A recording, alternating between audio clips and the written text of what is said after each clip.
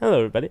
So, a lot of people I've been speaking to lately don't have a full grasp of what options you have with Rathma. Now, Rathma was the set for this season's free set, so I wanted to make a little video discussing what options you have with a Rathma Necro. So, what I consider to be mandatory in any Necro setup is 6 of the 7 pieces of Rathma. Now, most people would say there's only 6 pieces, but I do count Ring of Royal Grandeur as its 7th piece, as it is for most 6-piece sets, or every 6-piece set. For the most part, though, cases that use the Ring of Royal Grandeur are more fringe for this set, so you're going to see the 6-piece more than not. For weapons, for Rathma, you have 2 options that are for increased damage. This is a 400% multiplier, and this is a 400% multiplier that requires the shield. Now, I don't usually suggest running both of them at the same time with the Jesse's Skull Scythe in hand, with this in the cube. But that is an option if you want to go for a less cooldown-centric option. Inguion is a fantastic option for speeds, which can either be held or in the cube, along with one of these. And this is the Raelina Shadowhook, which must be in the cube if you're using it at all. So for specking, you have some combination of these 4 weapons. This is always in the cube. One of these is required. There's no 2 ways about it. Nothing compares to a ×5 multiplier. And whether you want to be more focused on doing a lot with your cooldowns, having a lot of cooldowns, or having extra damage, that's up to you. And that's how you want to consider it. Now, the next thing to think about is your offhand. Thankfully, Necromancer offhands are really, really, really simple. If you're running the Jessuth's Skull Scythe, you're running the Skull Shield. Any phylactery with the other offhands is fine if it has the stats that you're looking for, and you're usually looking for crit, maximum essence, skeleton mage, and sometimes cooldown. This one, for example, is a perfect one. This is also a perfect one. Which phylactery to use is not important. Bone Ringer has an easier time rolling perfect stats, whereas Lost Time can be more useful for speeds, and the other 2, I don't even have them here, are not relevant in your considerations. Whichever one you find perfect, that's the one you should use for your build. Rings, the Crispin Sentence, which is a 100 turned 300% multiplier, and the Circle of Neluja's Evol, which gives you more access to longer lasting mages, are both super, super, super important. However, you still have 1 ring slot left, which gives you 5 entire options. The most common one is Convention of Elements. You have 3 elements as a Necromancer, so 33% of the time you're going to have physical damage up, and physical is the spec of the mage you're most likely to be using. I'll talk about the one alternative to that later. The other rings you could use are in solo pushing at high levels, you can use Unity. In solo pushing at high levels with low cooldown emphasis, you can use Compass Rose, accompanied by Traveler's Pledge. We'll get into the amulets later. You can use Ring of Royal Grandeur if you want to incorporate a second one of these items. Or you can use the Avarice Band if you're gold farming. Now, you can't use Avarice Band and Ring of Royal Grandeur, otherwise you're losing a big multiplier, or you're losing all of your convenience. So you really got to think, which one of these do you want? Amulets are a much simpler story. If you're using Simulacrum, you use this. If you're not using Simulacrum and you're not standing still, you use this. If you're not using Simulacrum and you're not standing still, you use this. And you are standing still, you use this. So Simulacrum, moving, no Simulacrum, standing still, no Simulacrum. Very straightforward. For belts, your options are varied, but without too much distinction, I want to say. Your maximum DPS option is a Witching Hour. Your maximum toughness option in non-gold settings is a Dainty's Binding, along with a Curse, if you can fit that in. If you want max cooldown, you go Vigilante Belt, and if you want toughness outside of Greater Rifts, you use a Gold Wrap. Really just depends on the context you're clearing. Now, it helps at this point to consider things as packages. If you use Unity together with Dainty's Binding, you're going to see you have a lot of toughness. If you use Gold Wrap together with Avarice Band, together with Boon of the Hoarder. You're going to see yourself having a lot of access to gold. Now, to go one step further, the Reaper's Wraps I consider almost absolutely required. It is very difficult to have a smooth time without Reaper's Wraps combined with Health Globe Synergy, which we'll talk about when we get to skills. Nemesis Bracers, I say, are only useful if you're going Ingiam.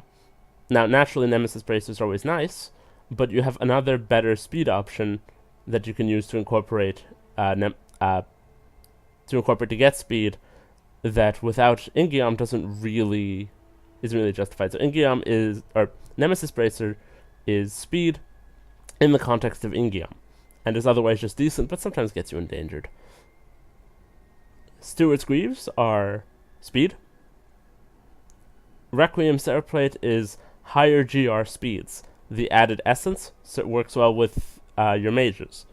Lastly, Tasker and Theo is very frequently what is actually in your cubed gear slot, where you'll be getting bonus attack speed for your pets, which is more damage. These two are the most common, and these three are incorporated in speeds of different intention. Lastly, we'll look at legendary gems before we look at skills. We have the most important gem. If you're doing anything with Rathma, this is 100% of the time going to be in your set. It's just +% pet damage agnostically.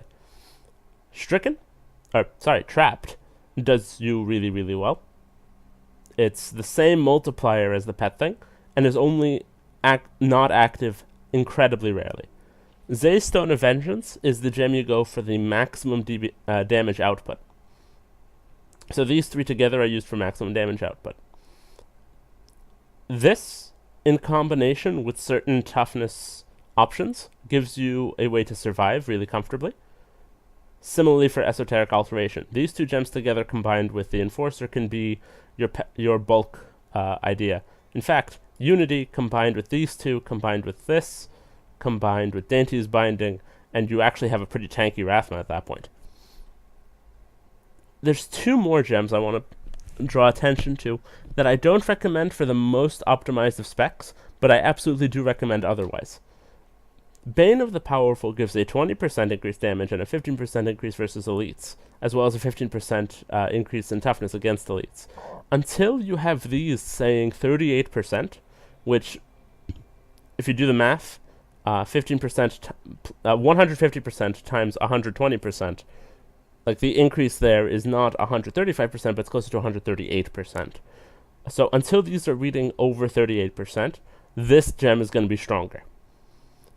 Gorgok of Swiftness, I don't think is very good for Rathma setups, but if you're lacking cooldown, or if you're desperate for that little bit of extra attack speed, this can cover you if your other gems are not up to snuff. Now, cube setups for Necro all involve these sort of items.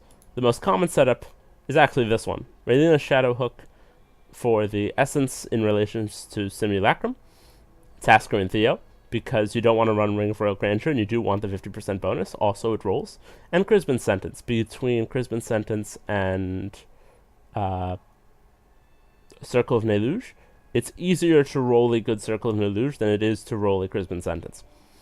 So that's the one you go for. By the way, ignore the rolls on my items. I'll talk about important rolls slightly, and in fact I'll mention it here. Boots you can get plus 15% skeletal mage damage on. Helmet you can get 15% skeletal mage damage on. And Phylactery you can get 15% skeletal mage damage on. But you can't get it on a shield. So that's the other benefit to using not the Jesseth setup. Lastly, we're going to look at skills. In primary, there's only one primary you can ever consider using, and that is Bone Spike Sudden Impacts. I have experimented with Frost Spikes used alongside Lost Time. It's still better just to use Bone Spike Sudden Impact, because this allows you, if you are using a generator, to consistently proc your Crispin Sentence. This is the single mandatory skill. Everything else is optional. Skeleton Mage, Singularity. Singularity says for every point of essence you spend, you gain an increase of 3% damage on your mage.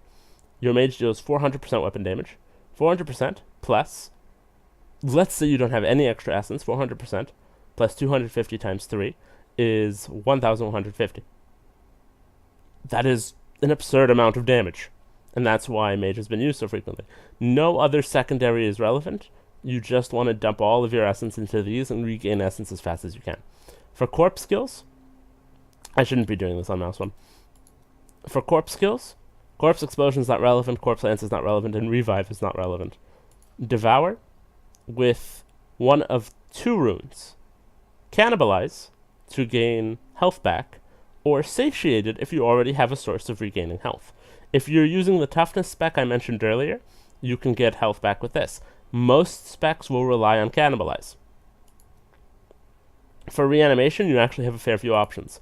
Command skeleton with enforcer, or more likely freezing grasp, are your main 2 options. Enforcer is if you're teasing around mana, but that's not really relevant. Freezing grasp gives you a consistent source of CC for your Jesseth setup, and so you don't even need to use a generator with Jesseth, though you might.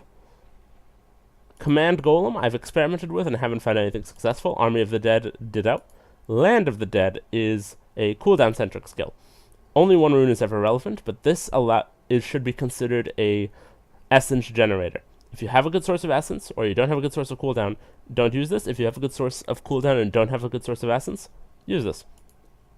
For curses, 2 curses and 2 runes on one of the curses are to be considered. Decrepify Borrowed Time in group rat settings lets you consistently have a faster cooldown for your simulacrum, and because your ally is going to be using frailty, it makes sense that you'll have another curse. Frailty Scent of Blood is used for maximum DPS, plus 15% less health essentially for all enemies, and plus 15% damage for your mages. The other option is Aura of Frailty, which in the gold setup, your pickup radius is going to be larger, and so as you're picking up gold, and so you're going to get a lot of easy value out of Aura of Frailty if you have no other needs. Usually you'll have other needs. Bone Armor, this skill is required with the Scythe of the Cycle, and either Bone Armor or Command Skeletons is going to be required. Not always both, sometimes both, but Bone Armor or Command Skeletons is going to synergize with an item that gives you plus 500% or plus 400% damage, 5 times damage. You have 3 rune options here that are pretty strong. Dislocation, stun everything for 2 seconds. Gives you a proc on Crispins, gives you a bit of safety, gives you a lot of control. Harvest of Anguish gives you plus 1% for each enemy hit. Works really well with the Wisdom of Kalan, because the extra stacks give you more speed. And Thy Flesh Sustained. Every person hit gives you plus 10% life per second. That works with a defensive setup with Multi-Beast Beast Gizzard. The more you look into this, the more you break it down, the more you see all of these internal engines. And that's what I want you doing with Rathma. I want you doing these internal engines. Bone Spirits, I have never been able to make useful in any build. Blood Rush, you actually have a fair few options, but there's not really that much distinction between them. You have Potency, which gives you plus armor, great for toughness. Molting gives you a corpse, great for essence generation. Metabolism, 2 charges, great for speed. That's your only judgments, work it out from there. Those are your skills. Pick 6. Pick ones that synergize with what you're trying to do. Passives, you have a few more options than I think most people make count of. Final Service is your cheat death, very useful, you're often very squishy. Overwhelming Essence is your essence booster. Having essence higher helps your mages become more powerful on a higher limit. Similarly, it also synergizes with the interaction between Raeliana's Shadowhook and Simulacrum. Simulacrum Reservoir. Oh, I never mentioned Simulacrum Reservoir. Hold on. So just to make a quick cut back to this, I never talked about Simulacrum. Simulacrum, on a long cooldown, gives you a long period where you're casting double mages. Simulacrum Reservoir gives you a higher essence cap. Double essence stacks with Raeliana's Shadowhook, and makes you able to have more large mages that are benefiting from Raeliana's Shadowhook. It's super, super, super synergy. Final Service is a cheat death that does destroy your minions, unfortunately. But it does mean you live, and living is more important than your minions. Overwhelming Essence synergizes, as we saw. Life from Death lets you generate a corpse by consuming, or lets you generate a health globe by consuming a corpse. This is fantastic with the Reaper's Wraps, because that means every 1 in 5 corpses you consider, it's a 20% chance, or you consume, gives you back 30% essence. If you don't have an easy source of essence generation, this is fantastic. And if you're using Reaper's Wraps at all, this is really good. Extended Servitude gives your already slightly elongated mages. They're going to be 6 seconds plus 4 from the ring plus 25%. So 12.5 seconds on your mages once you have this, because this is multiplicative. Blood is Power is fantastic in cooldown-oriented builds. That's just apparent. Losing Life allows you to have more cooldown access. It's best for your big cooldowns, of course. Next options to consider, these are rare. In speed specs, Dark Reaping gives you even more consistent essence generation, and more consistent essence generation gives you more consistent army uptime. Notably, you have to have a Scythe equipped, so you cannot do this with Ingium, but you can have Ingium in the cube. Spreading Malediction is good for... Will not find peace on their own. Thank you, Necro. Spreading Malediction is fantastic for slow Greater Rift clears at high levels where you have a curse. That could give you 20, 30, 40, 50% more damage in the most ideal cases. In speeds, you're going to get that damage and it's going to disappear immediately. So it's not really that worth it. Swift Harvesting, if you are using Bone Spikes, lets you get slightly more essence. And if you can't find any other passives to use, that's really good. Fueled by Death, great for speeds. Consume corpses, get plus 30% movement speed. Nothing else to say about that. And Draw Life increases your life regeneration by 10% for each enemy of 20 yards. Works as part of that health defense package. Now, the health defense package I mentioned a lot is not used frequently. Most common, you're going to see something like this, which is a cooldown-based pushing build. You're going to see something like this, which is a no cooldown, maximum speed bounty build. Harvest of Anguish, Molting, Boots in the Cube for movement speed, and just lots of damage and enough survivability. Whereas the push build has lots of damage, lots of cooldowns, lots of synergy, lots of good stuff. Or you're going to see a Rat Necro, which has a couple of distinct changes you might not expect if you're just making the normal conclusions. For one thing, you're running Simulacrum but not Land of the Dead. You have somebody else covering Land of the Dead for you. You're using Satiated instead of Cannibalize for the extra toughness, the extra 20% maximum life, because you have a different source of healing, which is all the health globes your support is producing. You're running Acres because you don't want a generator, and you don't want Land of the Dead. You just want more output of raw power. Bone Armor, Harvest of Anguish, you don't want to be stunning things because your Z-Neck is casting so many Land of the Deads. Everything's stunned. You stunning stuff actually hurts you, and you want to be able to keep up. Simulacrum, of course, or Singularity, of course. And Blood Rush, Potency for extra toughness. You're getting movement speed from your allies.